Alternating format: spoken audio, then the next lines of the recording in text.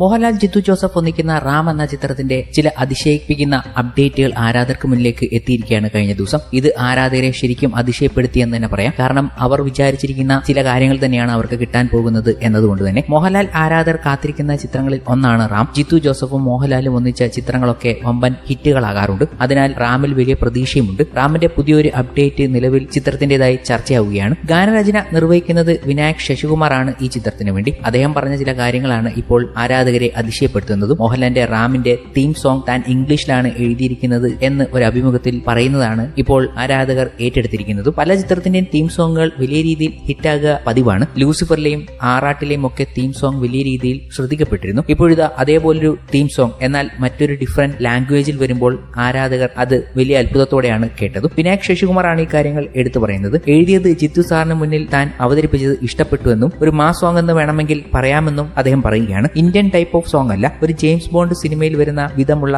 പാട്ടായി ഇതിനെ കാണാമെന്നും പറയുന്നു വിനായക് ശശികുമാർ. എന്തായാലും ആരാധകർ മോഹൻലാലിന്റെ റാം സിനിമയുടെ അപ്ഡേറ്റിൽ വലിയൊരു ആവേശത്തിലാണ്. റാം എന്ന ചിത്രം വീണ്ടും ഷൂട്ടിംഗ് ആരംഭിക്കാൻ പോകുന്ന അവസരത്തിലാണ് വിനായകിന്റെ റാമുമായി ബന്ധപ്പെട്ട ഈ ഒരു അപ്ഡേറ്റ് പ്രേക്ഷകർക്ക് മുന്നിലേക്ക് എത്തുന്നത്. റാം വലിയ പ്രതീക്ഷയുള്ള ചിത്രമാണ്. കാരണം മോഹൻലാലും ജിത്തു ജോസഫും ഒന്നിച്ച സിനിമകളിൽ നിന്നും വലിയ വ്യത്യസ്തമായ ഒരു സിനിമയും അതുപോലെ തന്നെ വലിയ സിനിമയും കൂടിയാണ് ഈ ചിത്രം. 2 പാർട്ടായിട്ടാണ് നമുക്ക് മുന്നിലേക്ക് റാം എത്തുന്നത്. റാമിന്റെ ആദ്യ പാർട്ട് ഈ വർഷം തന്നെ റിലീസിന് ഒരുങ്ങുന്നു എന്നാണ് ഏറ്റവും ലേറ്റസ്റ്റ് ആയി കിട്ടുന്ന റിപ്പോർട്ട്. ചിത്രത്തിന്റെ നിർമ്മാതാവ് തന്നെയാണ് ഈ കാര്യങ്ങൾ സ്ഥിരീകരിച്ചതും. അദ്ദേഹം തന്നെ പറഞ്ഞു ചിത്രത്തിന്റെ ബാക്കിയുള്ള ഷൂട്ടിംഗ് ഉടൻ തന്നെ ആരംഭിക്കുമെന്നത്. ഏറ്റവും പെട്ടെന്ന് ആരംഭിക്കാൻ പോകുന്ന മോഹൻലാലിന്റെ സിനിമാ ചിത്രീകരണം റാം തന്നെയായിരിക്കും. ഇപ്പോൾ L360 എന്ന ചിത്രത്തിലാണ് മോഹൻലാൽ അഭിനയിച്ചുകൊണ്ടിരിക്കുന്നത്. റാമിന്റെ പ്രതീക്ഷ കൂട്ടുന്ന റിപ്പോർട്ടുകളും അപ്ഡേറ്റുകളും ഒക്കെയാണ് സോഷ്യൽ മീഡിയയിൽ ഇപ്പോൾ എത്തിക്കൊണ്ടിരിക്കുന്നത്. ഇന്ദ്രജിത്ത്, അനു മേനോൻ എന്നിവർക്കൊപ്പം ചിത്രത്തിൽ സംയുക്ത മേനോൻ, സുമൻ ഒക്കെ ഈ ചിത്രത്തിൽ പ്രധാന കഥാപാത്രങ്ങളെ അവതരിപ്പിച്ചുകൊണ്ട് എത്തുന്നുണ്ട്. ഒരു റോ ഏജന്റ് കഥാപാത്രമായി ചിത്രത്തിൽ മോഹൻലാൽ നായകനാകുമ്പോൾ വൻ വിജയ ചിത്രമാകും എന്നാണ് പ്രതീക്ഷിക്കുന്നത്.